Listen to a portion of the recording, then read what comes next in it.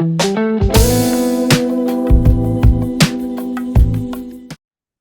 bing, bada boom. You know what it is. CEO Geek live in the Geeks chat with the Rockstar Keith Richardson right before his BKFC bout this weekend in the motherland. Let's go, man. Keith, how you doing today? Doing good. Just got done training. You could probably smell me through the phone. Yeah, I mean, getting that work in. This is a big fight coming up. Couple questions here. I mean, for the people that don't know Keith Richardson, quite the combat vet. Seen it all. Kind of dabbled in a little bit of everything. Coming off a W in it looked like a Hell in the Cell match. You know, they had the cage in the square, around the ring. Give us a little insight. How was that fight? I know you got that W. How's everything going right now? Doing great. I just had probably one of the best years of my career. Just this past year. 38 was a good age for me. I got to fight for Global Legion this year. That was like fighting in the square cage for a pressure fighter like me. I kind of really enjoyed that. I got to make my professional boxing debut this year. Won that. Got to fight former world champ Daniel Strauss at the beginning, or it might have been right before the year started. That was a big win for me. And then I had wins against Hunter Azure from the UFC. So it's been a good year. I ain't complaining. No, 100%. I mean, you're just jumping around, just getting these W's, doing your thing. But here we are, bare knuckle fighting championship. This is kind of a new thing, not kind of weird to say that to a guy like you, but this is new, right? Taking the gloves off. What's the thoughts here? I've coached it plenty. And but this is my debut in it. I can't like I can't let my girlfriend look more badass than me. Always strutting around the house I'm Miss Bare Knuckle. So I kind of can't let her have that over me. I've been excited. I almost fought for him. I almost fought on like the second BKFC there ever was. We just didn't weren't able to work it out, and then there were a couple of times where we almost where I was almost on a card. I'm a fighter. I'll take pretty much any kind of fight I can. Especially right now, it's hard to find matchups and stuff like that. Well, the bare knuckle fighters aren't nearly as scared. MMA right now. A lot of people don't want to play with me.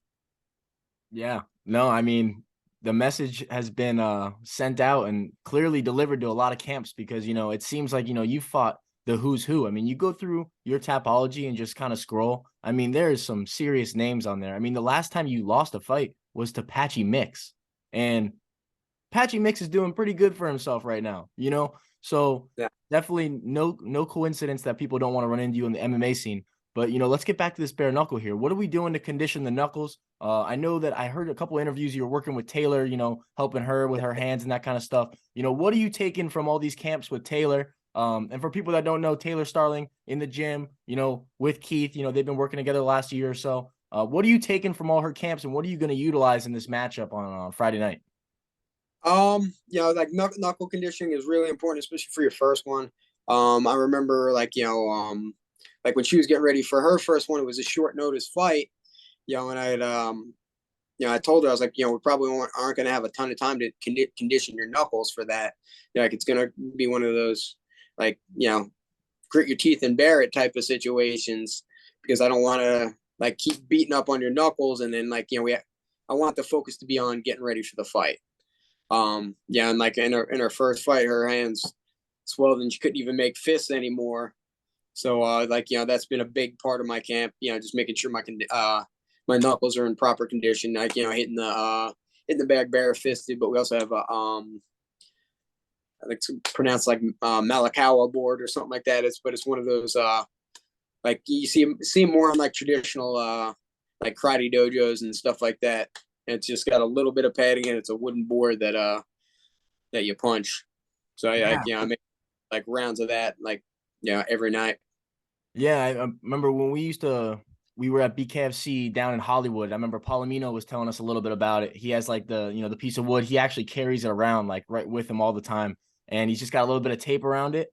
And, it was funny. He was saying that, I'm not sure if this is true. You can verify this. It's not really about like punching it hard. It's just kind of like the repetition, like the small hits or something like that. Is that true? Yeah, like that's yeah, because like you don't want to you don't want to damage your hands, like but you want to make sure they're conditioned, they're ready to go. It's about doing it consistently and constantly. Yeah, gotcha. Just putting them through the ringer so that how it is. So how's the gym? I know you're the owner of the gym, Modern Warrior MMA. Big year. I mean, Brian Battle's been making some big things. I mean, obviously Taylor Starling's been starting to take off. Here comes your debut. How's the gym been going? How's the morale in the gym? It seems to be pretty high right now. All right, we've always had a great atmosphere. I think like everybody kind of notices, like whenever we're at fights and stuff like that, we're a real tight knit group. One team, one family is not just like a logo. It's just kind of how we are. I don't know if you've heard this, but I lost my father about less than 2 weeks ago. It's amazing how much my team's really gathered around me, help me continue to train, help me take care of him before he passed and after. So like I have a great family that I was born into, but the family that we've built in this gym is just as important and just as special. 100%. And seriously, sorry to hear about that, man. The Geeks send like their full condolences, myself as well. I'm sure that this fight, is gonna have a lot more stakes. You're gonna have just that much, fuel in the tank. Really, really unload a lot of that, in that fight on Friday night. So that's gonna be, kind of a cool opportunity to, do what you got to do right there. Moving in to what we're kind of going into next here is I kind of want to get into that Hell in the Cell that you were just in. What's kind of the difference, in that kind of atmosphere? Was there any difference at all? um Not like too much. I'm used to being locked in a cage anyway. It's just especially I try to be a very tactical fighter. So it definitely played into my style, my game plan. I like to pressure somebody back, and keep consistent pressure, and it just made it that much easier when you've got sharp corners to deal with. And it makes it feel a lot smaller though when you got sharp corners. Like I remember when I fought for Bellator, cage is huge, and it seemed even bigger because it's circular. Right. Gotcha. So, and with this matchup, I know you like that pressure and that whole, stay on top of your opponents, don't let them breathe. It seems like that's kind of a great game plan for bare knuckle fighting. You got any ideas on this matchup? I know your opponent set for Justin Scoggins. Any idea, how tactically you're going to approach this? Obviously, you don't want to give away your game plan. But I mean, you have any idea of what this guy kind of brings in? Yeah, because like this fight was like this is probably the fifth time that we've tried to set this fight. So Wow. it's I'm well versed. I've been through plenty of camps training for this specific opponent. Um, so I know the opponent real well. So now it was just more about modifying it to fit bare knuckle, because this was an MMA fight that was almost set up like I said, like 4 or 5 times. So I'm very familiar. Like plus they're from the area too. Yeah, I know Justin. I know his brother Jared. I know his dad. It's no bad blood, but there will be blood. Gotcha. 100%. I mean, South Carolina, right? So you're gonna have the people. I know before we jumped on this recording, we were talking about this is, in your home state. So this is kind of a unique opportunity for you. Obviously, everything going on in your life. You got a big stage right here. at home. You know, I can only imagine how many people are going to be there supporting you. You know, how does it feel fighting back in South Carolina? When was the last time you fought in South Carolina? Was it recently? Yeah, recently, I actually got like just this past year was the first time I ever got to fight in my like home city, of Rock Hill. Um, but I got to do that twice, this year. Once for boxing, once for MMA. Oh wow, you're gonna complete the trilogy here. You're gonna be three different types of combat sports in the motherland. Oh wow, that's some serious stuff right there.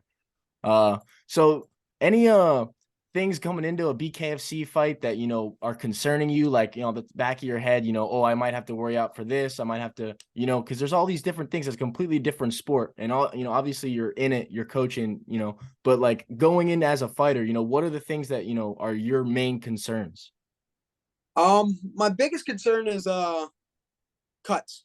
Yeah, that's one thing that having a long career like I have, I've been like and eating kicks, elbows, knees. I've been cut a few times, and like that's one of the big things with bare knuckle. You know, it usually turns into a bloody affair. Um, but they have great cut men. So like they do a good job of monitoring it. So but I'd have to say like that's probably the biggest concern is I would never want to fight to get ended due to a cut. Um, I want me and my opponent to make that decision. Right. Like get that for sure answer 100%. So is this the wave now, or are you turning into a BKFC fighter, or is this a one-off, or you don't really know yet, see how it goes? What's kind of the future here? Is this the plan to stay here?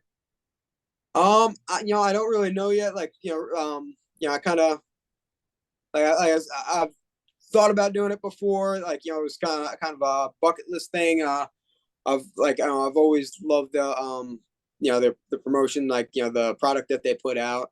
Um, I'm definitely not done with MMA. I'm still just getting better every time, and it's one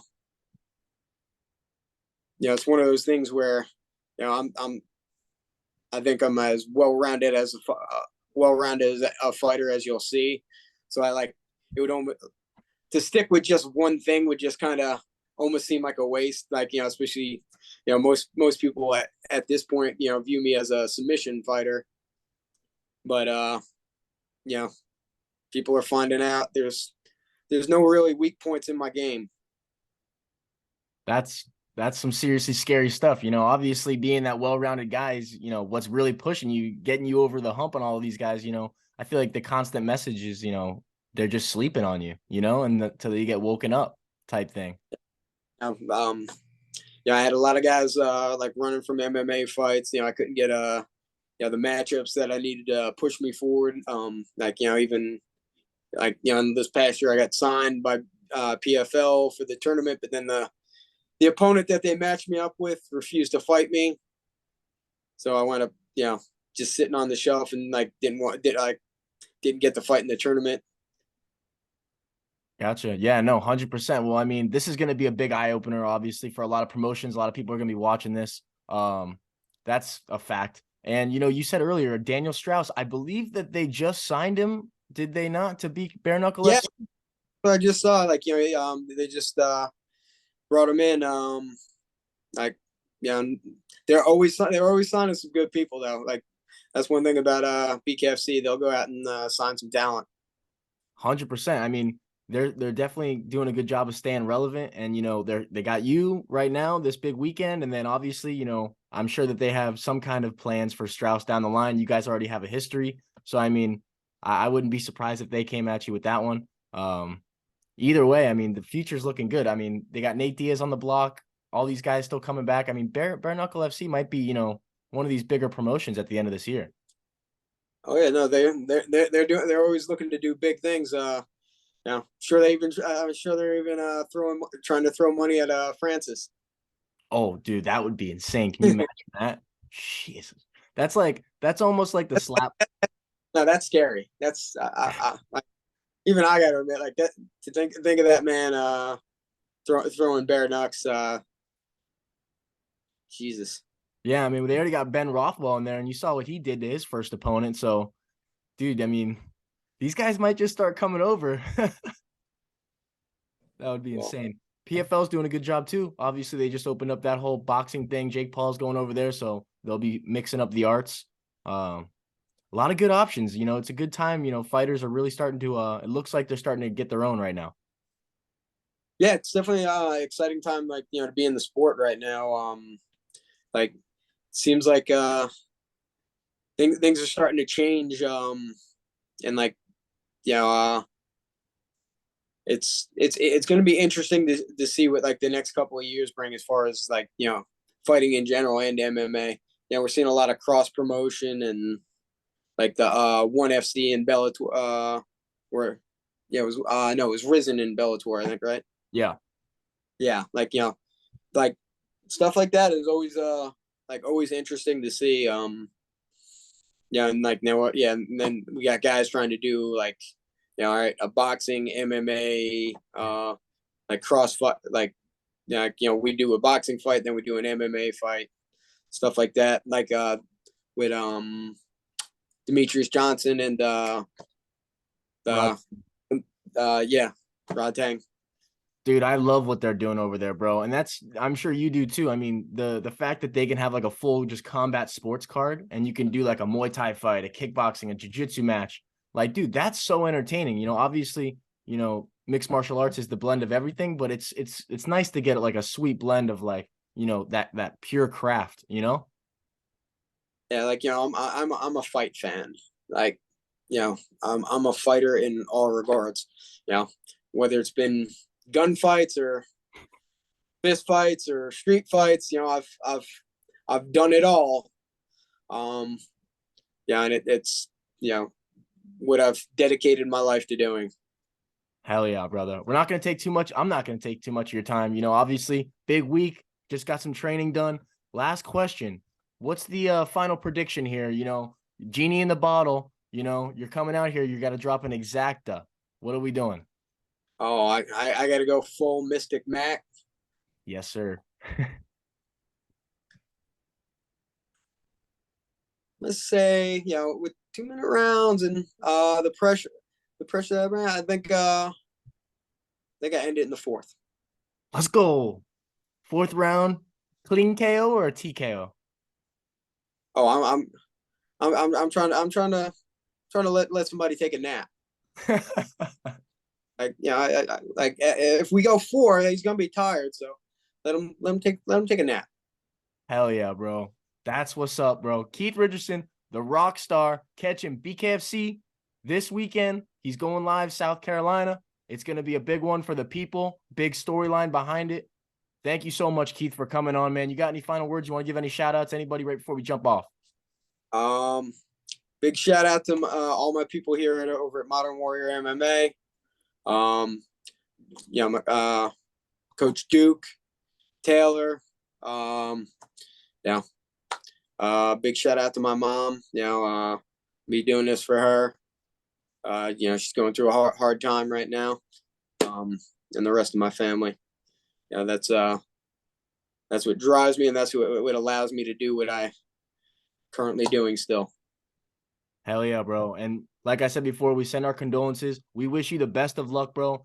There couldn't be a better story than Keith Richardson knockout in the 4th round on Friday night. I promise you the Geeks will be watching, and we will be absolutely dialed in for you, brother. So let's get that work. And, bro, thanks for coming on, man. We'll do this after, man. Get that post-fight W. We'll get that speech. You know what I'm saying? Sounds good, brother. I appreciate it. All right, bro. Take it easy. Tell Ray I say what's up when you talk to him. Will do. All right, bro. Peace out.